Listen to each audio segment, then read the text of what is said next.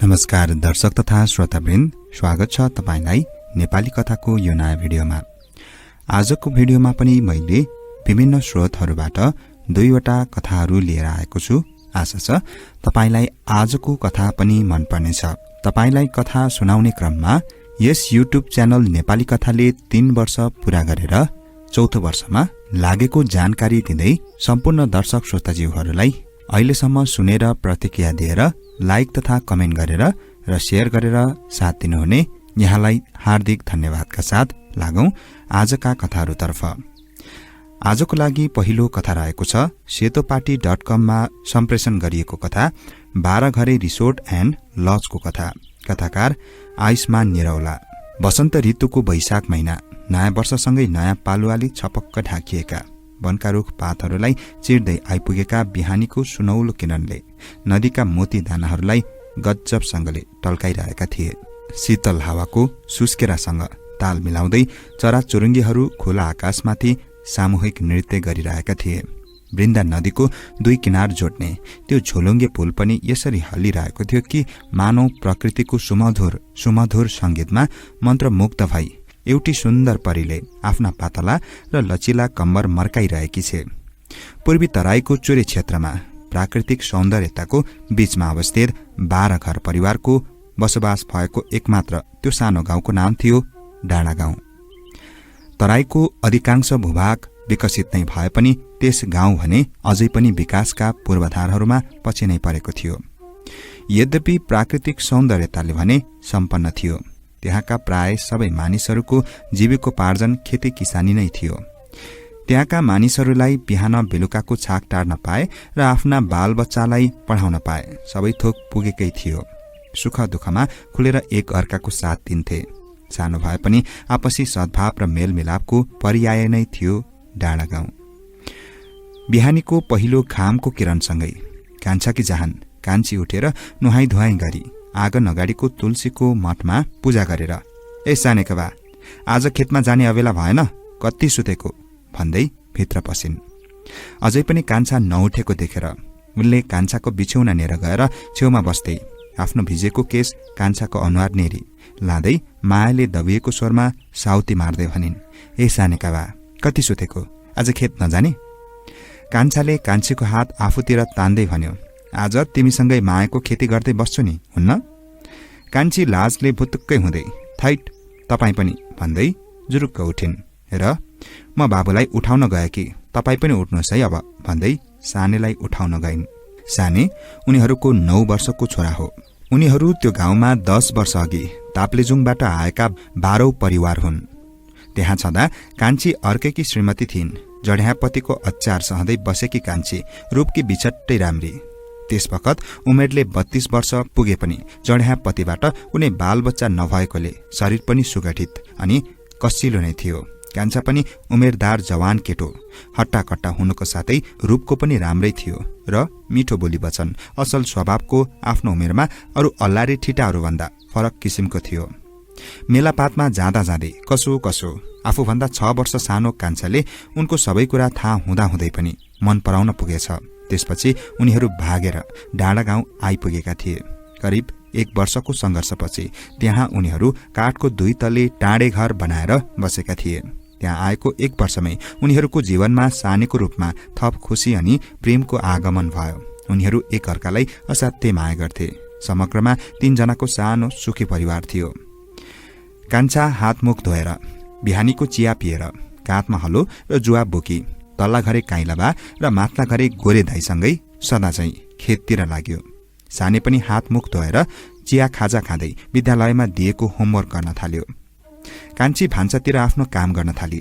करिब 11 बजे हलो जोती सकेर खाना पर्खेर बसेका 3 जना आपसमा गफ गर्दै काइलाबाले भने, केटा हो, यसपालि पनि बेलामा वर्षा भएन भने त फेरि पनि मेहनत जति सबै खेर जान्छ। फेरि धेरै वर्षा हुँदा पनि वृन्दा रिसाएर बिगार गर्ली भन्ने पिर्छ, कान्छाले भन्यो। काइलाबाले भने, त्यो पनि हो, ईश्वरले सबै दिएकै छन्, मापन गरेकै कृपा गर्लान् कि भन्ने आशसम्म राखौं क्यारे। अस्ति चुनावका बेला त बाँध बाँधिदिन्छौ भनेका थिए। एकचोटि फेरि गाउँ अध्यक्षलाई निवेदन गर्ने कि एकचोटि कोसिस गरौं न। मलाई हुन्छ भन्ने विश्वास छ, गोरेले भन्यो। कान्छाले भन्यो, त्यो त हो, गोरे दाइले भने जस्तो सबैजना भएर एकपटक निवेदन गरौँ न त काइला बा। काइला बाले भने, मलाई पनि निमुखाको कुरा सुन्लान् भनेर विश्वास त छैन, तर पनि तिमीहरूको प्रयासमा सहयोगसम्म गर्छु। अर्को दिन गाउँका सबै उमेरदार पुरुषहरू भेला भएर गाउँ अध्यक्ष समक्ष आफ्नो समस्या लिएर गए। अध्यक्षले यसपालिको त सबै बजेट सडक स्तरोन्नति र कालो पत्रमा विनियोजन भइसक्यो, तिमीहरूको त्यो गाउँमा मान्छेको बस्ती छ भन्नेसम्म पनि हामीलाई थाहा थिएन, अर्को पटक चाहिँ बेलैमा सम्झाउनु, पक्का बनाइदिउँला बात, अहिलेलाई जाओ भन्दै रुखो स्वरमा पठाए। निराश भएर फर्कदै गरेको हुलको शून्यतालाई तोड्दै बिर्खेले भन्यो, कस्तो चाहिँ लाज पचेको बेशरम रहेछ काइनाबा यो अध्यक्ष त। अस्ति चुनावका बेला हरेक घर घरमा 2 हात जोडेर सबैलाई भोट माग्दै हिँडेको थियो, अहिले त बस्ती छ भन्ने पनि थाहा छैन भन्छ। यस्तै हो बिर्खे, मन सानो नपार, कहाँ सुन्छन् र यिनले हाम्रा कुरा। अत्तरको खुस्बु हिलोको गन्धसँग घिनाउँछ, काइलाबाले भने। निराश उनीहरू यस्तै यस्तै गफ गर्दै घर फर्किए। भौगोलिक दृष्टिकोण र स्रोत साधनको उपलब्धताको हिसाबले कुनै पनि समस्या छैन, तर यो गाउँमा अझै पनि बिजुली बत्ती पुगेको छैन। बेलुकीको खाना सबैले खाइसकेर धन्दा सकेपछि तल भान्सा कोठाको दैलो लाएर हातमा टुकी बत्ती लिएर माथि कोठातिर चढ्दै गरेकी कान्छीलाई छेउमा आइ नपुग्दै बिहानको घटनाले चिन्तित भएर पिछौनामा पल्टिएको कान्छाले त्यस दिनको घटना सविस्तार वर्णन गरिसकेर कान्छीलाई भन्यो, कान्छी, हाम्रो सानेलाई खुब पढाएर ठूलो मान्छे बनाउनु पर्छ, हाम्रो नसुने पनि हाम्रो छोराको कुरा सबले सुन्नेछन्। कान्छीले टुकी निभाउँदै बाबुको छेउमा सुतेको सानेको केस सुमसुमाउँदै आफू पनि बिछौनामा पल्टिँदै भनी, हुन्छ नि सानेका बा, पिर नमान्नु न, हाम्रो छोरो खुब मेहनती छ, यसले पछि हाम्रो नाक राख्छ। त्यस रात निकै बेर यस्तै यस्तै गफ गर्दै उनीहरू सुते। भोलिपल्ट सबेरै सदाझै सबैजना आफ्नो दैनिक कामकाजमा लागे। डाँडागाउँका मानिसहरूको दिनचर्या यसरी नै चलिरहेको थियो। भदौ 13 गतेको दिन थियो। लगभग 10 दिनदेखि अविरल वर्षा भइरहेको थियो। घर, आँगन, खेत, बाटो जता हेरे पनि चारैतिर पानी नै पानी थियो। वृन्दा नदी बढेर निकै माथि आइसकेको थियो। नदी छेउको जमिन कटानी भएर झोलुङ्गे पुल भत्किसकेको थियो। पानी कटाउने उचित व्यवस्थापन हुन नसक्दा त्यत्रो मेहनतले लगाएको फसल समेत सबै बर्बाद भइसकेको थियो।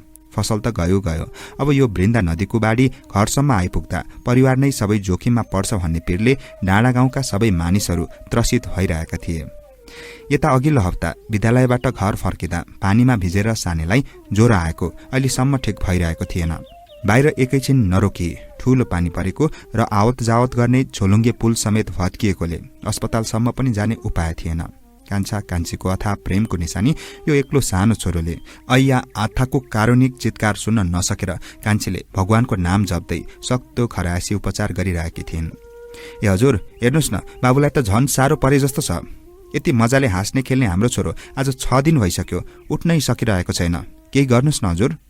भरिएका आँखाका आँसु छचल्काउँदै दुखेको कण्ठबाट आवाज निकाल्दै कान्छीले भनिन्। विवश कान्छाले सान्त्वनाको स्वरमा भन्यो, नआत्तेउ न कान्छी, केही हुँदैन, ठिक भइहाल्छ नि हाम्रो छोरालाई, पाथिभएर माताको कृपाले सबै ठिक हुन्छ। दिउँसोको 12:30 बजेको थियो। भित्रभित्रै असह्य छटपटी र अशान्तिले आक्रान्त भएको कान्छाले बाहिर बार्दलीबाट हेर्दा पानी अझै मुसलधारे परिरहेकै थियो। आँगनै तलको खाल्डो समेत पानीले भरिसकेर जमिन कटान गर्न थालिसकेको थियो।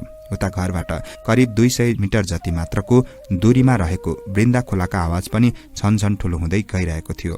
मुसलधारे वर्षा, खोलाको स्वाँको ठूलो आवाज, सानेको दबिएको ऐया आमा ऐया बाबाको कारुणिक पुकार अनि कान्छा कान्छीको मलिन अनुहारभित्र मडारिएको डरको कालो बादलसँगै निर्विकल्प र लाचारिताले एक किसिमको शून्यता छाएको थियो। डाँडागाउँको हरेक घरमा यस्तै दृश्य थियो। भगवानको नाम जप्न सिवाय अरू कुनै विकल्प थिएन उनीहरूको सामुन्ने। 2:30 भइसकेको थियो। अवस्था झन भयावह बन्दै गइरहेको थियो। लाचार कान्छा छटपटिँदै भित्र बाहिर गइरहेको थियो। सानेका बा, अचानक घण्टौको मौनतालाई तोड्दै बडो कष्टका साथ काँपेको ठूलो स्वरमा कान्छीले कराइन्। बार्दलीमा पुगेको कान्छाको मन चिसो भयो। त्यसै हातखुट्टा सबै गलेर आए। उसलाई दौडेर कोठाभित्र पस्न 5 सेकेन्ड भित्रमा 5 पाइला सार्न समेत 5 पहाड चढेको भन्दा बढी सङ्घर्ष गर्नु पर्यो। कलिलो कोपिला फक्रिन नपाउँदै ओइलायो। सानी चुपचाप भइसकेको थियो। उसले न आमा खोज्दै थियो न बाबा। एकाएक धरती थरथर गर्दै काम्न थाल्यो। छानो, भित्ता, टुकी, सानेका किताब कापी सानेलाई पढाउन भनी पैसा जम्मा गर्न राखेको खुस्त्रुके, तख्तामा राखेका कान्छीका सिन्दुरका बट्टा, लाली, मुन्द्री, फुली, ऐना, काँटीमा झुण्डाइएको मंगलसूत्र, भुइँमा लोते छिन्न लागेको कान्छाको चप्पल सबै एकाएक थरथर गर्दै काप्न थाल्यो। पछाडिबाट कानैमा आएर आकाशवाणी गर्ने यन्त्रबाट ठूलो आवाजले स्वाहा गर्दै कराए जस्तो भयो। फर्केर हेर्न टाउको मात्र के फर्काउन लागेको घरै सहितलाई वृन्दाले अंगालोमा बेरिन्। एकाएक हेर्दा हेर्दै सबै बगायो, सबै भत्कायो। पूरा गाउँ नै रित्यो। 12 घर कता बिलायो। कोसौं दूर सानीको कक्षा 4 को मेरो सेरोफेरो किताब र मयूरको प्वाखसँगै चेपेर राखेको हिजो राति मनिदाय जस्तो मात्र गरेर बाआमाको कुरा सुनिरहेको थिएँ। बाले भन्नुभएको मलाई ठूलो मान्छे बन्नु छ रे, आमाले भन्नुभएको मैले बा आमाको नाक राख्छु रे, म मेहनत गरेर ठूलो मान्छे बन्छु अनि मेरा बा आमाको नाक राख्छु भनी लेखेको एउटा कापीको बीच पाना सँगसँगै तैरिरहेको थियो। सानीको सुनौलो भविष्य तैरिरहेको थियो। कान्छा कान्छीको अगाध प्रेम र सपना तैरिरहेको थियो। काइला बाको बुढेसकाल तैरिरहेको थियो। गोरे दाइको विश्वास तैरिरहेको थियो। 12 घरको 12 वटा कहानी तैरिरहेको थियो। 17 वर्ष अघि घटेको यही घटनाको सम्झनामा यस क्षेत्रको नाम 12 घरे सिमसार तथा पर्यटकीय स्थल रहन गयो। बाबु भन्दै म चिया पिउन पसेको पसलको ती बुढा बाले कथा अन्त्य गर्नुभयो। नयाँ नयाँ ठाउँ घुम्न र नयाँ नयाँ मान्छेहरूका कथा सुन्न मन पराउने मलाई यस क्षेत्रको कथाले असाध्यै मन छोयो र लेख्न बाध्य बनायो। उक्त घटना पश्चात त्यस ठाउँमा फेरि कहिले बस्ती बसेन छ। अहिले त्यहाँ बाँध बनिसकेको छ। बिजुली बत्ती र सडकको पनि राम्रो सुविधा पुगेको छ। स्थानीय सरकारले त्यस ठाउँलाई आफ्नो स्वामित्वमा लिई सुन्दर पर्यटकीय स्थलको रूपमा विकास गरेको रहेछ। मान्छेको राम्रै आवत जावत हुँदो रहेछ। त्यसबेला गाउँ अध्यक्षले अहिले त्यहाँ सुविधा सम्पन्न 12 घरे रिसोर्ट एन्ड लज खोल्नु भएको रहेछ। व्यापार राम्रै हुँदो रहेछ। तपाईहरू पनि एकपटक अवश्य घुम्न जानुहोला। कथा रहेको थियो 12 घरे रिसोर्ट एन्ड लजको कथा। कथाकार आयुष्मान निरौला। लागौं अर्को कथातर्फ। कथाको शीर्षक कथाभित्रको कथा। कथाकार क्षितिज मगर। साभार अनलाइन साझा। ए बुढो ला भाइ म हिँडे, उनले भनिन्। अवाक थिए रामलाल। के बोलू के नबोलूको दोसातमा एकहोरो अकमकाए। कहाँको आधुनिक फेसनमा ठाटिएकी केटी, कहाँको मैलो झुत्रो कपडामा बेरिएर सावेलले बाला उठाइरहेको रामलाल। ला बाई बाई बुढो। बस चढ्दै फेरि दोहोऱ्याइन्। हँसिली बोली, फरासिली मुहार। नगर बसका यात्रीहरू लेक्रो तानी तानी रामलालतिर आँखा तेर्साए। आँखाका भावहरू प्रश्न गरिरहेका थिए। यी अमिलदा सक्खल पनि दम्पति? यो घटना पोखरा नदीपुर कन्या क्याम्पस अगाडिको चार्ली ट्रेनिङ सेन्टर भएको घरको हो। घरको माथिल्लो तला थप्ने काममा मजदुरी गरिरहेका थिए रामलाल।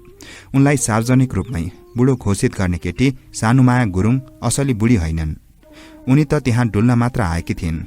उनी स्याङ्जाकी हुन् भने रामलाल रोल्पाका मगर मिस्त्री काम गर्थे घर निर्माणमा। निर्माण कार्यका ठेकेदार उनकै दाई साइनो पर्ने हुन्। फेरि यस्तै तवरको अर्को घटना। बिरोटा चोक नजिकैको राम मन्दिर पछाडि निर्माणाधीन घरको दोस्रो तलामा इट्टा जोड्न जावेलले मसला चलाइरहँदा रामलालका हात अचम्मैले सल्बलाइरहेका थिए। काममा निमग्न थिए उनी। ए बुढो, यो आवाज उनको कानमा ठोकियो। सडक दायाँ बायाँ आलिसान महल ठडिएका थिए। कुनै घरका दम्पतिका संवाद होला भनी ठानेर उनले खासै ध्यान दिएनन्। कामप्रतिको उनको एकाग्रता थियो। अघिल्लो पटक भन्दा केही तीखो आवाज आयो। बुढो। काममा सल्बलाइरहेका हात रोकेर रामलालले आवाज आएतिर पुलुक्क नजर घुमाए। यताउता हेरे। वरपर आँखा घुमाए। कोही थिएनन्। पुनः कामप्रतिको उसको ध्यान नभयो। बुढो, ए बुढो। फेरि उही आवाज। कता कता चिने जस्तो स्वर थियो। रामलाल मनमा नै अड्कल काडे। उही नक्कलिने गुरुङसेनी त होइनन्? यसपटक रामलालले जानी जानी मुन्टो फर्काएनन्। कस्ता बुढो हुन् गाँठे। म मायाले मर्ने, ऊ काँडाले कोर्ने। उही सानो माया छिल्लिँदै फर्याङ नेरोको कोठाबाट टुप्लुकिन्।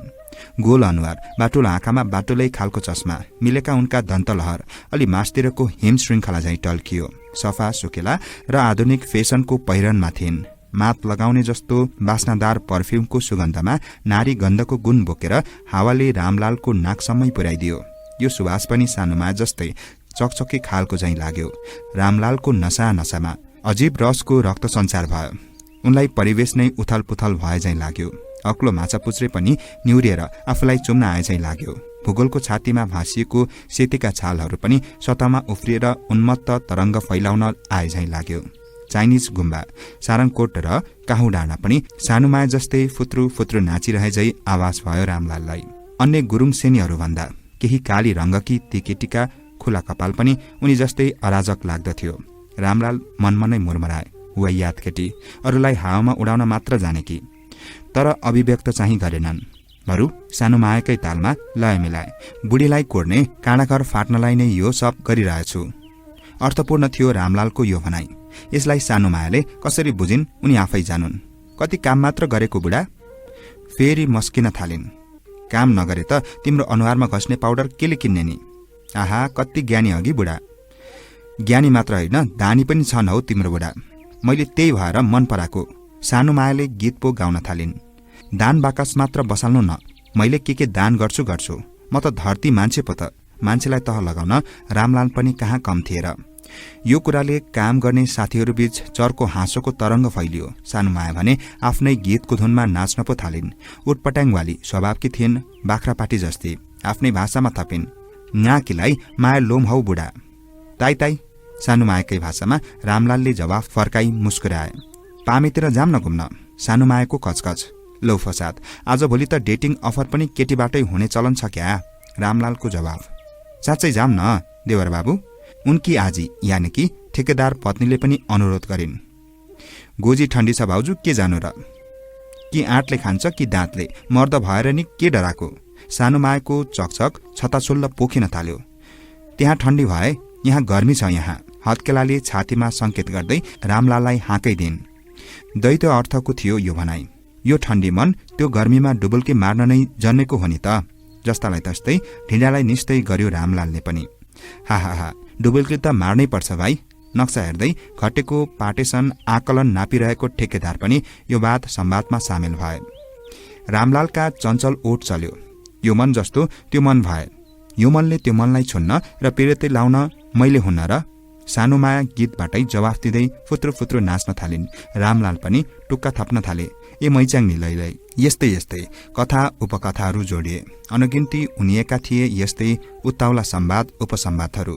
निकै चकचकी स्वभावका थिइन् सानुमाया। उमेरले 3 दशकको घेरो नाक्नै लाग्दा पनि चञ्चल थिइन् उनी बुझि नसक्नुकी थिइन्। साथीभाइको संगतमा उत्पात मच्चाउन खप्पिस। ठूला बडाका सामु परिपक्व व्यवहार र दार्शनिकका झैं उच्च विचार। एकान्तमा निकै भावुक मुद्रामा बस्ने।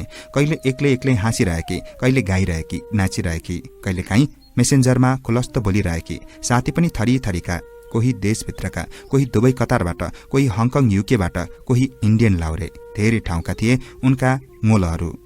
कोही मोलहरूसँग मेसेन्जरको भिडियो कलमा मुड्केर लात्ती देखाउँदै चर्को बोलीमा भनिरहेकी हुन्थिन्, हान्दिउँ, भुलुक्क पार्दिउँ। एउटा मूर्त क्रेब लाडेपना हुन्थिन्। कोही मोलहरूसित फ्रेस मुडमा गफ गर्थिन्। कोही मोलहरूलाई भिडियो कलमै नाचिदिन्थिन्। गाना सुनाइदिनु र नाचिदिनु त उनको नियमित क्रियाकलाप नै थियो। साँच्चै उनको स्वभाव दुनियाँमा देखिने र भित्री जिउने फरक फरक थिए।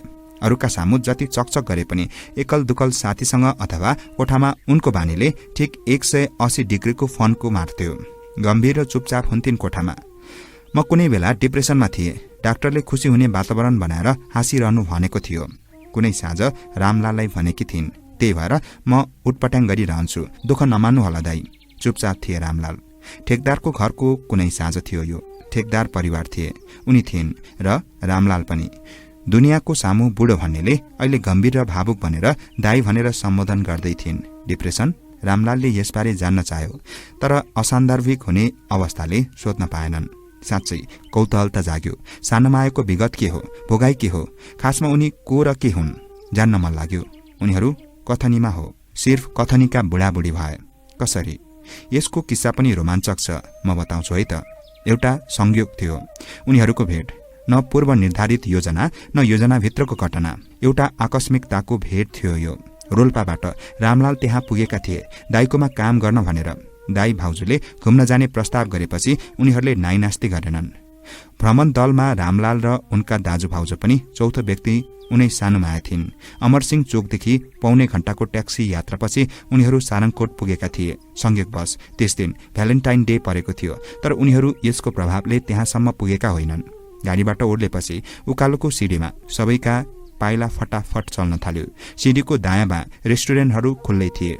कुनै कुनैमा विदेशी जोडी अँगालोमा बेरिएर बसेका थिए। सायद भ्यालेन्टाइन डेको मन्द नशामा थिए। अलि माथि चौर वरिपरि हातमा रातो गुलाफ समाएका प्रणयरत केही जोडीहरू पनि देखिए। यी सब दृश्यलाई पछि पार्दै भ्यू टारमा पुगे उनीहरू। दिउँसो भएकोले आकाशमा तुवालो थियो। सामुन्ने उभिएका माछापुच्छ्रे र अन्नपूर्णा पनि मधुरो र धुमिल देखिन्थे। अगेनामा फुतुताइरहेको धुवाँबीच बसेकी कुनै वृद्धा जस्ता। एका बिहानै हुँदो हो त मनै लोभाउने कञ्चन र स्फटिक श्यामश्वेत हिमाल देखिन्थ्यो होला। कुनै कौमारेत्वको उर्वशी झैं तल फेवाताल आँचलभरि विशाल पानी बोकेर गजदम्म बसेको थियो। आकाशमा पुतली जहाज कराएका आवाज कानसम्म ठोक्किन आइपुग्यो। हावाको वेग अलिक असन्तुलित भएर होला प्याराग्लाइडिङ पनि कमै उडेको देखिन्थ्यो। घाम बिनाको सारङकोट चिसो हावामा बेरिएको थियो। चारैतिर दृष्टिगोचर गरे सबैका दृश्यपानमा सिङ्गो पोखरा बजार र भूखण्ड अटाइ नअटाइ थियो। भूगोलका बनावट र अवस्थितिबारे नाना थरी बयान गरिए, व्याख्या गरेर चिनाइए। पोखरा वरिपरि देखिने मनोरम प्राकृतिक छटा र मानव निर्मित भव्य कृत्रिम संरचनाहरूलाई पनि आँखामा कैद गरे। खै बुढाबुढीका फोटो मैले खिचिदिन्छु। सानुमाया अघि सरिन्। ठेकेदार दम्पतिका केही पोज मोबाइलमा खिचिदिन्। रामलाल पनि आफ्नो दाइसँगै उभिएर खिचे। क्लिक एक सेल्फी पनि लिए आफ्नै मोबाइलमा। तिमीहरू पनि बुढाबुढी भएर खिच न। ठेकेदार मुसुमुसु हाँस्न थाले। नौलो परिवेशमा रामलाल त्यति खुलेनन्। मनमनै सोचे के भने होला यो बुढाले। अघिदेखि नाना थरी बोलिरहेकी सानुमायाको लागि यो सुअवसर थियो। ठेकेदार पत्नीले पनि थपिन्, खिच न खिच, हामी जस्तै भएर। हो त है, ल खिच्नु न एक पोज। सानुमाया यति बोलेर फरासिली पारामा रामलालको छेउ उभिन्। ठेकेदारले दुई हात फैलाएर दुवैलाई जोडिदिँदै भने, अलि नजिक हौ न, हा। रामलाल अलि अप्ठ्यारो मान्दै बटारिएर उभिए। उनको भाउजूले प्रतिक्रिया दिन्, ह्या केटा मान्छे भएर पनि के साह्रो लाज मानेको। मोबाइल क्लिक भयो। ल भाइ हेर त कति सुहाएको। फोटो देखाउँदै ठेकेदारले भने। मोबाइल स्क्रिनमा रामलाल र सानुमाया अर्ध मुस्कानमा निर्निमेष हेरिरहेका थिए। अब तिमीहरू बुढाबुढी भइहाल्यौ। हो त, आज त भ्यालेन्टाइन डे हो नि। त्यहाँ एउटा ठट्यौली लयमा उमङ्गित सामूहिक हाँसोको लहर चल्यो। यसै दिनदेखि रामलाल र सानुमाया बुढाबुढी बनेका थिए। फोटो खिचे लहैलहैमा। बुढाबुढी पनि बने ठट्टै ठट्टामा। भ्यालेन्टाइनको त्यो दिन न एकले अर्कोलाई आई लभ यू भनेर रातो गुलाफ दिएका थिए, न त एक अर्काको अङ्गलोमा बिरेर प्रणय वाचनै गरेका थिए, न त एकले अर्काको अस्तित्व र प्रेमलाई स्वीकारेर आत्मिक रूपमा फोटोको जस्तै एक नै बनेका थिए। एकले अर्काको दिलमा केही ठाउँ राखेका थिए, त त्यो सिर्फ कहानीमा बलबलाको उपमा मात्र थियो। बुढा र बुढी। सानुमायाले यसै साँझ फेसबुकमा क्याप्सन बिना सारङकोटको फोटाहरू अपलोड गरिन्। खुलस्त चेहरामा उभिएका सामूहिक फोटाहरू थिए, जहाँ एक छेउ रामलाल पनि उभिएका थिए। जमिन छाडी बुरुक्क उफ्रेर हावामा उडिएकी सानुमायाकी अर्को उत्ताउला फोटो पनि थियो। उत्तेजक र खोजपेचका अनेक कमेन्टहरूको एकैछिनमा चाङ लागेको थियो। कहावतका बुढाबुढी बनेका रामलाल र सानुमायाका युगल फोटो चाहिँ थिएन। त्यही उनीहरूका आँखाको वालमा भने अपलोड भइसकेको थियो। कहानी यतिमै सीमित रह्यो त? होइन। यसरी सुरुवात भएको परिचयको आयतन अझ बढेर नै ठट्टाको सीमा पनि विस्तार भएको थियो, जो मैले माथि नै बताएँ। यसपछिका करिब 3 महिनाको अवधिमा सामान्य भेटघाट भइरह्यो। हेलो र हाईका कुरामा थप उताउलाका आकार पनि विस्तार भए। ठट्टाका सेतीमा पानी धेरै बगिसकेका थिए, तर एक अर्काको गहिराईसम्म कहिल्यै पुगेनन्। सेती झैं गहिरिएर बगेनन्, बरु फेवाताल किनारका छाल जस्तै बाहिरी सतहमा नै एक अर्कोसँग तरङ्गित भइरहे। किनारामा छालका तरङ्ग हराए झैं उनीहरू पनि छुट्टिएपछि आफ्नै काममा निमग्न हुन्थे। एक बिहानै उठ्नु, खाना तयार पार्नु, टिफिन बक्समा खाना प्याक गर्नु, खाजाकै रूपमा थोरै भात खानु, ठिक 8 बजे काममा पुग्नु, दिनभर काममा पसिना बगाउनु, साँझ ठिक 5 बजे छुट्टीपछि सिधै कोठामा छिर्नु, सपनाका बीचमा निन्द्रा गर्नु। अर्को दिनको बिहानदेखि पुनः उही प्रक्रिया दोहोरिनुमा बित्यो रामलालको दैनिकी। चौथो महिनाको कुनै दिन सानुमाया आफैले फोनमा रामलाललाई ठेकदारकोमा आउन भनेकी थिइन्। अरू बेलाको जस्तो उत्ताउलो बोली थिएन, कोमलो भावनाले भिजेका गम्भीर स्वर थियो। साँझ रामलाल ठेकदारसँग कोठामा छिरे। सानुमाया आफ्नै आजीसँग भान्सामा थिइन्। चियापछि सबै आफ्ना ध्याउनमा लागे। कोठा बैठकमा बसेर मोबाइलमा फेसबुक चलाइरहेका रामलाल एक्लो थिए। यसै मेसोमा सानो माया सम्मुखको कुर्सीमा बसिन्। बोलिन्, के छ दाइ? अरू बेलाको झैँ बुढो भनेर आज सम्बोधन गरिनन्। फिसिक्क हाँसेर रामलालले ठिक छ भन्ने उत्तर दिए। गम्भीर मुद्रामा थिइन् सानुमाया। अनुहारले देखायो उनको कोमल ठाउँमा ठूलो पीडाको भार छ। अरू बेलाको झैँ चञ्चल आँखा र चकचके ओठ थिएनन्। यसपटक बाटुला चस्मा भित्रका उनका ठूला आँखा रसिला झैँ देखिन्थे। सारमा भावनाको पोखरीबाट रुजेर फर्खरी बाहिर आए जस्तो अनुहार देखिन्थ्यो। मैले तपाईसित कस्तो कस्तो कुरा गरेर जिस्किएँ है? सानुमायाले आफै कुराको पोयो बाटिन्। पिर नमान्नुहोला है दाइ, मैले पनि तपाईलाई कसरी उडाउँथे नि कुरै कुरामा। त्यसमा पनि तपाईलाई पिर छ? रामलाल पनि बोले। यी सब समय सन्दर्भका कुरा हुन्, पिर छैन। सानुमायाले लामो सास फेरिन्। केही बेर चुपचाप रहिन्। लाग्यो सुनेतामा कतै विलिन भइन्। नजर उठाउँदै मुख खोलिन्। यी सब नाटक हुन् मेरा।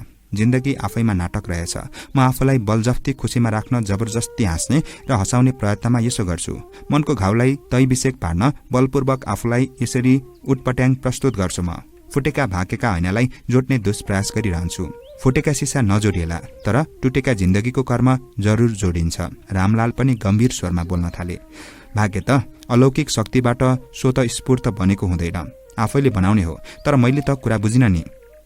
मैले बताएकै छैन, कसरी बुझ्नुहुन्छ? सानुमाया ओठ टोक्दै अझ गम्भीर देखिन्। तपाईले त मलाई उताउली केटीको रूपमा मात्र देख्नु भएको छ, मेरो भित्री कथा देख्नु भएको छैन। रामलालले साकार सूचक मुन्टो हल्लाए। बोल्ने समय सानुमायाकै भागमा छाडिदिएर चुप रहे। हेर्नुहोस् दाइ, मेरो पनि खुसीको आफ्नै संसार थियो। उफ, त्यो संसार भत्किएपछि खोक्रो बनेर म पनि भत्किएँ र पीडाको विशाल पहाड पनि थिचिएकी थिएँ। विवाह भएको पहिलो वर्षमै उहाँ विदेशिनु भयो। दुबईमा राम्रो कमाइ थियो। खुसी परिवारको सुखी कल्पनामा थिए। अफसोच, त्यो कल्पना यथार्थमा बदलिन सौभाग्य मिलेन। उहाँ केही बेर रोकिन्। रुमालले आँखा पुछिन्, चस्मा हातमा लिएर। फेरि बोलिन्, उहाँको एक्सिडेन्टमा डेथ भएपछि मेरा सबै सपना सिसा फुटे झैँ चकनाचुर भयो। म संसारको यति अभागिनी केटी हुँ जसको सुखी विपना जिउने हैसियत छैन, तर म हरेस चाहिँ खान्न। सानुमाया सुक्क सुक्क गर्न थालिन्। के भन्ने के नभन्ने अवस्थामा स्थिर र जड झैँ भए रामलाल। तैपनि सान्त्वनाका केही शब्दले आफ्नो उपस्थितिको औचित्य दर्शाए। पीर नगर्नुहोस् बहिनी, पीर नगर्नुहोस्। शोक र पीडालाई बाँकी जीवन जिउने आधारको शक्तिमा बदल्नुपर्छ। सुख त सबैले कहाँ मिल्छ र? अनि सधैँ दुखै दुःख मात्र पनि कहाँ हुन्छ र? जीवनमा आएका हर दुःख, दर्द र भोगाईलाई सकारात्मक सोचमा बदल्नुपर्छ। त्यही भएर त यसरी जिरहेकी छु नि त। मेरा देखिने स्वभाव एउटा छ, तर भित्री कहानी त अर्कै छ। मेरा चकचकी त आफूलाई खुसी मनोबलमा राख्ने बहाना मात्र हुन्। केही शान्त देखिन्। थपिन्, त्यसपछि पीडाको सागरमा डुबेर म संसार अन्धकार देख्न थाले। आँखा चिम्लन्छु, उनी फुर्तिलो रूप आउँछ। सास फेर्छु, उनीको सुन्दर रूप सासमा अड्किन्छ। न खानाको रुचि, न चयनको क्षण, न त रातमा निन्द्रा, न त दिनमा शान्ति। साँच्चै हर क्षण, हर पल उनीको यादमा एकोरिएर संसारदेखि निरपेक्ष बन्न थाले। म डिप्रेसनको शिकार भएँ। डाक्टरले जसरी हुन्छ हाँसी खुसी रहने उपाय रचेर जिउन सिकाएपछि यसो भएकी हुँ। मेसेन्जरको अडियो कलमा, भिडियो कलमा, फोन संवादमा म जे क्रियाकलाप गरिरहेकी तपाईले देख्नु भएको छ नि, हो यी सब मेरा बनावटी नाटक हुन्। यसैमा हराएर म आफूलाई जबरजस्ती हँसाइरहेकी हुन्छु। यसले मनको घाउलाई केही मत्तर पार्छ, तर यसो भन्दैमा मेरो व्यक्तिगत कर्तव्य पनि भुलिरहेकी हुन्न। म मान्छेहरू जीवनदेखि हारेर आत्महत्याको बाटो रोज्छन्, त्यस्ताहरूको लागि तपाईको तरिका निकै शिक्षाप्रद छ। हो त नि, जीवनको बाटो सोचे जस्तै सहज र सरल हुँदैन नै। दुर्घटना हुन सक्छन्, ठक्कर लाग्न सक्छ, तर त्यसबाट निराश होइन, यसरी नै आशावादी भएर बाँच्नुपर्छ। भविष्यको सुन्दर आशा र भरोसामा नै मानव समाज अडिएको छ। थाहै नपाई रामलाल पनि जीवन दर्शन पो व्याख्या गर्न थाल्छ। यसपटकको उपकथामा एकले अर्कालाई सकारात्मक ठाडस दिएर निकै बेरसम्म गफिए। उनीहरू एक आपसको अँगालोमा त बेरेनन्, तथापि उनका विचार र तर्कका अन्तर्यहरू चाहिँ एकाकृत अँगालोमा बेरिए। करिब आधा घण्टाको भावुक संवादपछि सानुमायाले भनेकी थिइन्, केही समय त घरै बसे। मेरो जिन्दगी आफ्नो लयभन्दा बाहिर भड्किसकेको थियो। फर्केर माइत आएँ। स्याङ्जा? रामलालको जिज्ञासा। होइन, उतै बुटवल। बुबाहरू बुटोल बसाइ सरेर घर बनाएको त धेरै पो भयो। उही हुर्के बढे। उहीबाट नजिकै खैरिनीपुर बिहे गरेकी थिए नि त। अनि यहाँ जोडा नभएपछि हेलाहारी भइदो रहेछ। उमेरले म भन्दा धेरै बुढोसँग जबरजस्त बिहे गराइदिए। पुग नपुग 1 वर्ष जति बसे। पहिलेको घरबार जस्तो कहाँ हुन्थ्यो र? विरक्तिएर म यहाँ आएँ। मिनरल वाटरको फ्याक्ट्रीमा काम गर्छु। त्यहाँ पनि छाडेर जान लागेकीले तपाईलाई बोलाएकी हुँ। सानुमायाको अनुहारमा फेरि बादल मडारिन लाग्यो। अब कता जानुहुन्छ नि? रामलालले मन भारी बनाएर सोधे। उतै जान्छु बाबुआमाकोमा। दुवै निकै बेरसम्म पनि मौन बसे। कोठाका हावा जस्तै शान्त र चुपचाप रहे। लाग्थ्यो अव्यक्त साइनो मौनताको भाषामा कतै लिपिबद्ध हुँदैछ। मेसेन्जरमा भिडियो कलिङ भइहाल्छ नि। सानुमायाले आफै मौनता तोडिन्। अनि बुढाबुढीमा परालको आबो अब बल्ला र? आफूलाई स्वाभाविक पार्ने बहानामा रामलाल पनि फिसिक्क हाँसे। भिडियो कल र फेस टु फेस बोल्नुमा फरकपना चाहिँ हुन्छ नै हो र? रामलाल बोले। कसरी? यसको जवाफ शब्दमा छैन। सानुमायाको उत्तर। फेरि मौन र गम्भीर भएर आँखा भुइँमा झुकाइरहे, शब्दविहीन र अवाक बने। कथा रहेको थियो, कथाभित्रको कथा। कथाकार क्षितिज मगर। यो सँगै आजका सम्पूर्ण कथाहरू सकिएका छन्। आजको कथाहरू तपाईलाई के कस्ता लागे कृपया कमेन्टमा उल्लेख गर्नुहोला। यस्तै कथा सुन्नका लागि यस च्यानललाई सब्स्क्राइब गर्नुभएको छैन भने सब्स्क्राइब गर्नुहोला। भिडियो मन परेमा एक लाइक गरेर शेयर गर्नुहोला भन्दै आजको कथा बसाइबाट म कथावाचक जमिन राईलाई बिदा दिनुहोस्। नमस्कार।